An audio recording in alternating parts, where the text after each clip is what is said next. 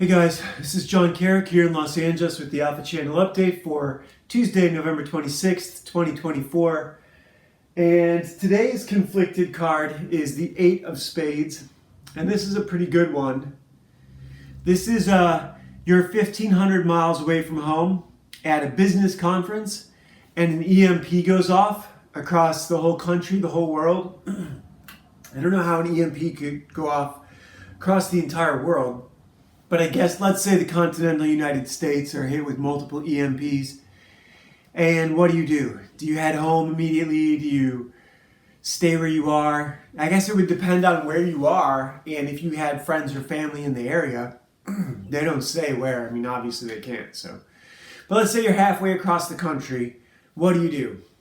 What do? Do you try and get home or not? Honestly, I don't know.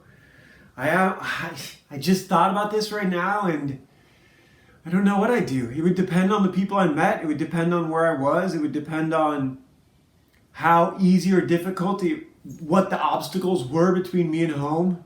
Maybe I would go the entirely different direction.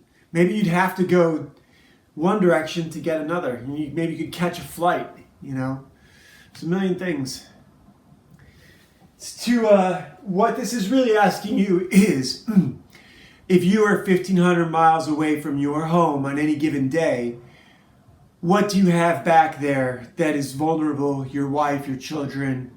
How desperate are you to get back home? I'm kind of a free agent right now, so I would not tied down. So today's Tarzan, we're getting towards the end here. There's not many of these left. And I have to think about a different format for this little show, whatever this is going to be. I have been doing more work. It's been equal parts digital and traditional. And that's not quite so easy to show off. I don't like showing off digital art on the editing it into this. I don't know why I don't like it, but I don't. I'd rather hold up the work.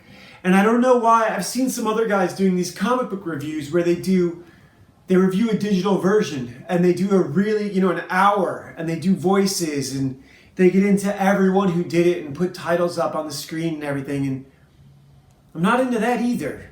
That's not the approach. I don't want to be that much of a comic book nerd.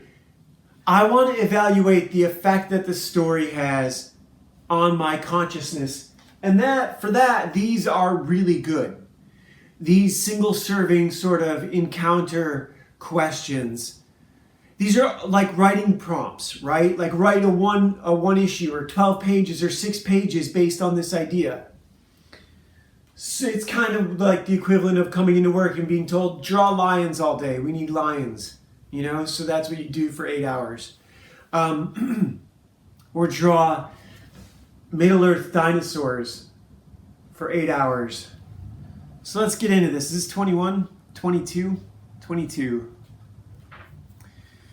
Tarzan, Lord of the Jungle by Marvel Comics. David Kraft is off of the book. Bill Mantlo has the script credit.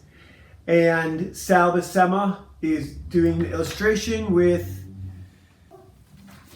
So yeah, this is Sal Buscema and Jim Mooney on the inks. And George Roussos is the colorist.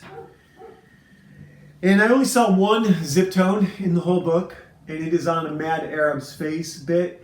So let me catch up with what's going on with this story, if you can even call it a story. They even use the word meandering at one point to describe the plot in here, in the captions. The Mad Arab has been struck by the sonic cannon. There's at least 4 or 5 different power structures in this comic.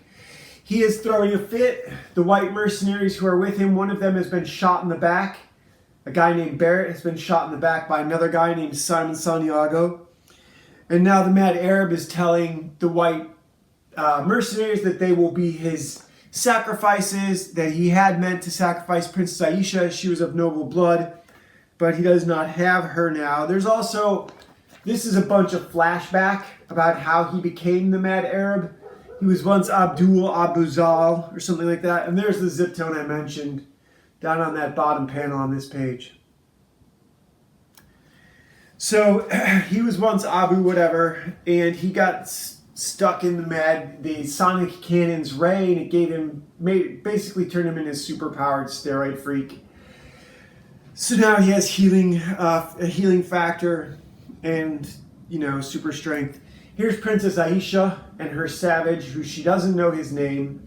And for the first time in this issue, we see other members of his tribe. They're fighting the Sogoths. That's the Sogoths and the Mayors. The lizards are called the Mayors, and the savages who work for them are called the Sogoths.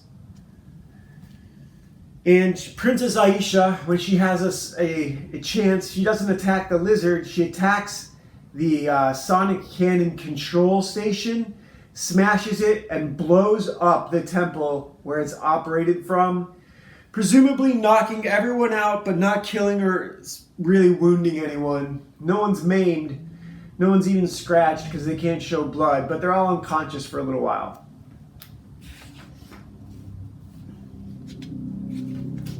That's a good ad. Gotta give it up for the good ads when you see them. And this is an ad for a poster book in the 60s or 70s, late 70s this is, 77 or 78, I want to say. Here we get a nice one-page panel of Tarzan. This is really the splash page. Even though that's the villain's splash page, this is the hero's splash page. And that is Tarzan out with El Cid and the Corsairs, a gang of pirates hanging around in Middle Earth looking for plunder. And they have come to the conclusion that Tarzan did not lie to them about their treasure, that it must have been this other guy who, spacing on his name right now, Fleischer, I think. And he is mad at the Mad Arab because the Mad Arab disrespected him and left him on the shore when he was sailing away. He abandoned him. And so he has lost the other mercenary group. He ended up stealing El Cid's treasure and burying it somewhere else. Tarzan convinced El Cid that he doesn't have the treasure, never had any interest in it. It's not what he's about. And they realize that this other guy, Fleischer, this is what we're just going to call him for this episode, whether that's his name or not. Oh, I also realized that yesterday we were talking about trade paperbacks versus floppies. That was a Shane Davis video. I only watched half of it. I think I miscredited Perch. I've been watching a bit of Perch and Shane lately. Shane's awesome. Nine Lives Comics. You guys got to check out his channel. I'm sure you all know who he is if you're on here. Here we get a couple pages of Tarzan, which is nice considering it's his book. And I believe he is just out and about looking for the Mad Arab, and he wants revenge for the Mad Arab making people work as slaves in the mines. That's his motivation in this issue. Not an episode, this issue. And the sonic cannon has enraged the dinosaurs of Middle Earth, of Pellucidar, and they are stampeding toward the Crystal City, the Crystal Temple, where the sonic cannon is housed. Tarzan and everyone with half a brain gets out of their way. El Cid and the Corsairs get out of their way, but Fleischer does not. And I believe at the bottom of this page, he meets his end. Captions really explain it, but that's his hand sticking out from under the stampede. So, let me hold this up a little bit more. This is a good couple page spread. It's not as good as this last one though. And this is just Tarzan doing walkabout. Here he does meet, this is cool, he does meet the savages who are with the one who's with Princess Aisha. This is the one entry they make into the 6 or 7 issues. I think this is the 7th or 8th issue since David Kraft started this horrible story. And he took over from Roy Thomas.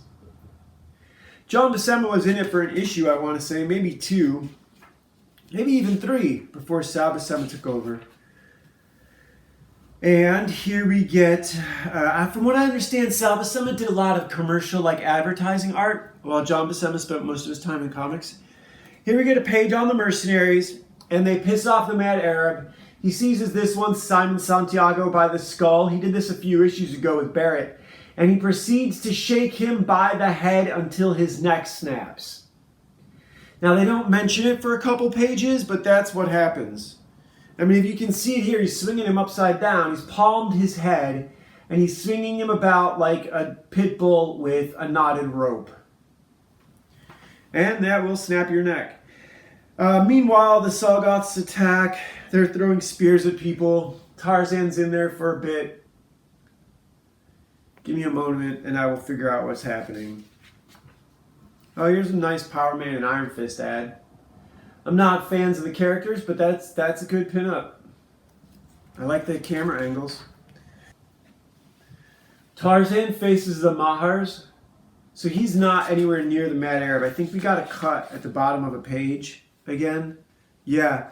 See this caption up here is a cut. They cut in the middle of this page from the Mad Arab swinging Simon Santiago around by the top of his skull to Tarzan, who is out dealing with the Salgoths versus the native white people tribe of Middle-earth. They're fighting them. And here we get some stuff getting smashed up.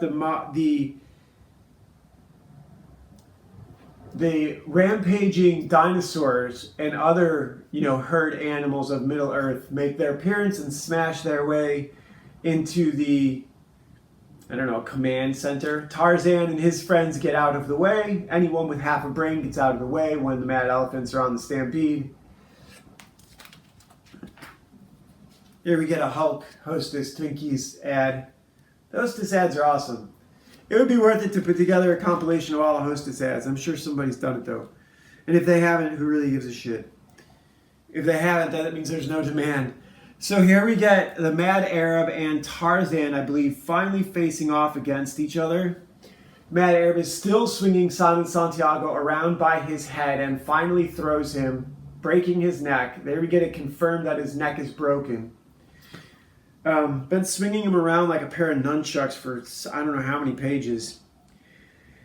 Here we get some shots being fired, and the Mad Arab seizes the gun, and Tarzan joins the battle. Player 2 has entered the game.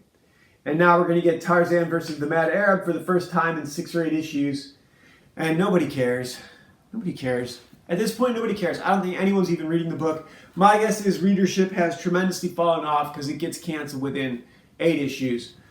Which for us is just a week, but for Marvel is almost a year. Half a year anyhow. So, yeah, what do I want to talk about? Comics and what comics is.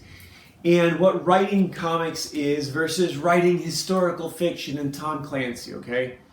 Neil Adams talked about the best illustrators would be a camera, and that if you're not doing camera level work, that whatever you're doing as a shortcut is a cheat. He called it a cheat. I say that is the essence of creativity, that cartooning unreal things and making it look real and express gesture and movement and emotion expressions with a very few lines. We saw this in a Conan, I want to say it was a Conan the King issue. It might have been just a regular Conan the Barbarian. There was a girl drawn by a guest artist with very few lines, and it was incredible. You could get all kinds of emotion from her expressions, and girls have less facial features, less illustrated facial features than men. You typically get less lines to show their emotions. And this artist had done a really just a beautiful job with very subtle emotion. Women typically give off more subtle emotion. When they emote to the camera, it's not as big as men. Men do war and all that sort of stuff. You've got a war face and all that. You typically don't get that from women. So an artist who can do that, that is the essence of the art. That's what art is. That's what makes it not AI, right? AI would just put a filter over a photograph and it would not have the same emphasis. And I can kind of do that with parts of the face, the eyes, the mouth, the nose. I'm getting better with expressions and all that sort of stuff, and I love doing it. So my point is, where is the line between cartoony? I don't remember who the artist in the Nam was, but he would draw this. I think Neil Adams, someone big artist, said you should look at the guy who did the Nam because he had really awesome symmetrical, hard-edged vehicles, but really cartoony people. using all the military equipment. And he did. I've looked at it and I need to get into it some more. It's hard. It's a hard thing to get past how cartoony some of the characters are in that series. So it's definitely one I need to dive into, along with Tomb of Dracula. And I really want to do 100 Bullets. I don't know when we'll get to that. I really want to do it next. But we'll see. We'll see. I might have to do pieces of it in trade paperbacks. There is a guy who did a really deep dive in 100 Bullets here on YouTube. So I'm not feeling so pressed for that. For me, I want to get into it because I want to take it apart. But, you know, I mean... Oh, and here's the thing I wanted to talk about. Where in comics do you go from doing a cartoony version of real life, and this goes for the writer too, to doing an homage, a artistic, a realistic, not just positive, but noteworthy, remarkable, all the positive adjectives you can do, amazing, awesome, whatever, fucking great version of something versus the dumbed down, insulting, not respecting of the audience, cartoony version that nobody wants. How do you learn to tell? Now look, that's aesthetics, that's an element of taste, that's reflective of your values as a human. And so as a writer and an artist, you have to be very careful what you choose to cartoon and how you choose to cartoon it. Because you can end up with something like this. I said this recently at a party. It struck me a while back. Stephen King, as a writer, isn't a psychopath pretending to be a good guy. He's a good guy pretending to be a psychopath. And that's why his work resonates with the public so well, because it's 90% sugar with 10% of terror. Whereas if you had someone like, I don't know, I never read Marquis de Sade, and I don't want to know what a real serial killer would write like, but if you had that person writing something pretending to be a good person, it wouldn't be Johnny the Homicidal Maniac, although that's probably pretty close. I think John and Vasquez got really close to the mark. The Crow, the original James O'Barr, that had some real emotion in it. But that's the wolf in sheep's clothing as opposed to the sheep in wolf's clothing that Stephen King is. So what do you want to present? What's your audience expectations? And are you phoning it in? It's funny, to phone it in is so close to the word phony, to be a fake. They're really close to the same thing. And so if you don't know anything about martial arts, can you draw martial arts? Can you? I mean, good luck. Obviously, some guys can. Rob Liefeld, Todd McFarlane. I would argue that they can't do the contortions that they put their characters through. No one moves like Spider-Man, right? But that doesn't mean that the Master of the Kung Fu series, which I also want to check out, there's one called Infinite Kung Fu that I had a massive omnibus to, and I gave it away to someone. That was really good. It was just black and white with grayscale markers. I want to say it was warm French grays, but it might have been cool grays. I don't remember. But the point is, what do you fake and what do you go for realism with? I mean, a lot of the early special effects stuff, you know, the practical effects get a lot more respect years down the line than early, you know, computer graphics. And now all the CG guys, a lot of those guys have been put out of business by AI effects. So is anyone going to complain about that? Those guys were so expensive. $1,500 a day, you know? More in some cases when you're hiring a whole studio, guys, you know? $50,000 to $100,000 for, I remember something like $20,000 a frame, but that sounds excessive. Probably like $2,000 or $3,000 a frame. And when you're looking at 30 frames per second, that stacks up a lot. It has $50,000 to $60,000 for a second of computer graphics. That sounds about right. That's expensive. So comics, I love comics because this is the part of the everything that I love about the creative process fits in here. I love video games, I love movies, yeah, sure. It'd be a lot of fun to spray blood into the room and get to film that. But everything about the creative process is in here. And I love the creative process of fiction. It's what I'm addicted to. I'm not a Johnny-come-lately trying to break into the comic scene late in life. I've been trying to break into the comic scene my entire life. I haven't been totally committed to it. I've been committed to doing the work of writing and developing myself and not being a phony and not faking it and not learning on the job. So I have taken the long way. Legacy of a Mad Scientist, Legend of Ashley Fox. These are the best science fiction fantasy you'll ever listen to on YouTube. I challenge you to find something better. And if you do come across something better, please send it to me because I want to listen to it too. We also have a comic book here in the description, Ashley Fox Ninja Babysitter number 6. 1 through 5 are not done yet, and maybe never will be. We might color this one. Right now we're working on something new. Me and Jay Arcilla, my friend who went to animation school with, who did the art for this book, did the pencils. I wrote it, so yeah. Writing comics is a collaborative art. After learning about the Marvel method, it's hard to want to write comics because you're wanting to write the artist out and make him an engineer and make him an illustrator and not let him do any creative work, not let him create characters, not let him choose camera angles or choose backgrounds. Look at this. I wanted to show you guys this and I forgot almost. Check this out. On the Tarzan splash page, we get, where's the Tarzan splash page? Way down here at the bottom, it wasn't colored, George Russo's missed it, a little lizard running into the foreground, chased out by everyone's feet. Can you guys see him right there? Stan Sakai does this kind of stuff in Usagi Yojimbo all the time. I've seen it in some of the later Conans where there'll be these little long-necked lizards. I love stuff like that. I want to hide as many little animals in the artwork as possible.